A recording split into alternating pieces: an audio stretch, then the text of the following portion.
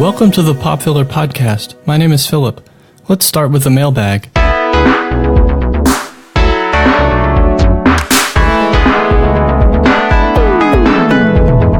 Ronnie C. says, I'm struggling more and more with getting into a movie from the very beginning. It sometimes takes me 15 or 20 minutes to settle my mind and buy into what I'm seeing on screen. Do you think this is because our attention is constantly being fractured by the world and technology around us? Or am I the only one dealing with this issue? No, Ronnie, I know what you mean. I recently went to see He Reflecting She, which starts with a pretty big bang, but for the first several minutes I was still thinking about my to-do list and not yet fully invested in the film. There's just not enough lead time for us to switch our minds into movie mode. I know there are typically a lot of previews before the movie starts that people love to complain about, but they seem to feel so disjointed that they just play into that same fractured state of the world that you mentioned in your message. I think there are some valuable older techniques that we've lost in the theater-going experience. For example, starting off a movie with a lengthy overture was useful for helping the theater settle into the groove of the movie. It's the same with full-length credit sequences. You don't see them much these days, but they do help you sync up with the wavelength of what you're watching. Sometimes I wonder if it might be nice for studios and theaters to bring back newsreels and other propaganda to show us before the start of a movie. I think it could really help us question reality in a way that lets us slip into the acceptance of the false reality of the film we're about to watch. Well, it's time to check in with our new face parts and pieces with Prosthetics Corner. Sorry, I should probably get this. Hello? Hi, is Philip there? This is he. Hey Philip, it's Philip. Hey, what's up? Is everything okay? Yeah, it's fine.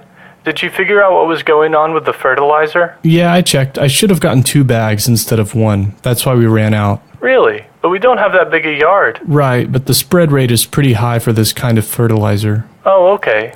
I was worried that the new broadcast spreader wasn't working correctly. Yeah, I thought about that too, but I'm pretty sure that wouldn't be an issue since it's new, like you said. Yeah, really.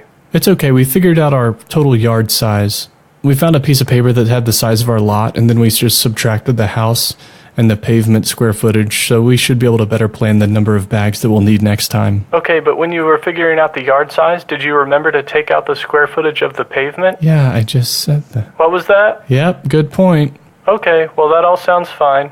Just wanted to make sure we're good for next time. Yeah, I'll check the bag more closely next time. Okay, we'll talk to you later. Okay, bye. Oh, do you think we should return the spreader just to be on the safe side? Okay, let's just keep things moving. Let's face our fears in a segment called Fiercest Fears.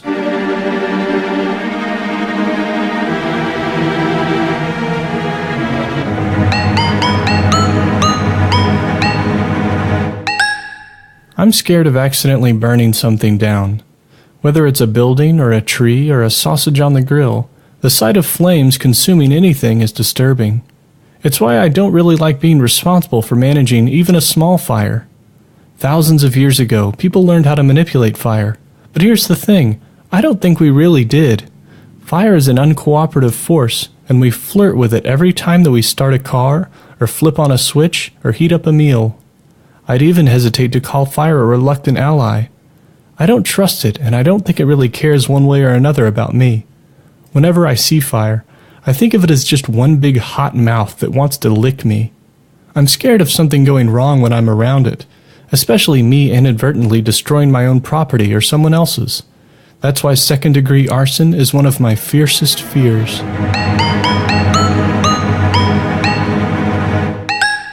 Now it's time for luck, chance, or happenstance.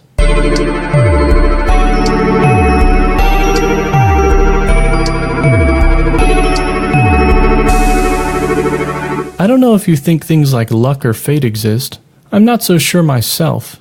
But one personal memory that always gives me pause to consider the existence of luck is the time that I bought a used book and found a bookmark inside. Now, like most people, I've always heard the saying, "Uncover ye a lost bookmark, ye dwells beneath a shadow dark." but I never really took it that seriously. That is until I found this bookmark. It was nice. It was laminated with some purple flowers on one side and a short little prayer on the other. I thought I could get away with using it and suffer no consequences, but just 2 years after finding that bookmark, I got food poisoning from eating some bad shrimp.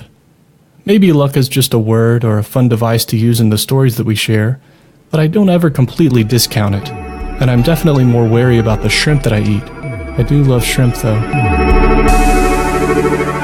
Okay, before we wrap things up, it's time for household tips.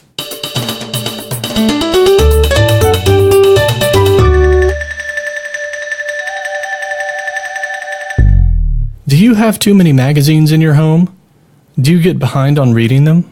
I'm more of a catalog guy myself, but I definitely get behind on magazines. I don't even get that many.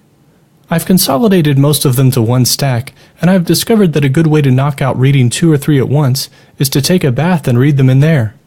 I've also found that if your magazines deal with current events, then when you read them months later, there are a lot of articles and items that are easy to flip past because they're about old news. This goes a long way in cutting down on the time to complete reading the magazine. So here's the tip. If you can spare the time and the hot water, and you have a tub, and you need to catch up on reading some magazines, then take a bath. Bonus tip, bring a hand towel along to put behind your head while you recline in the tub and read. Okay, that'll do it for another pop filler. Thanks for listening, and remember, you'll be fine.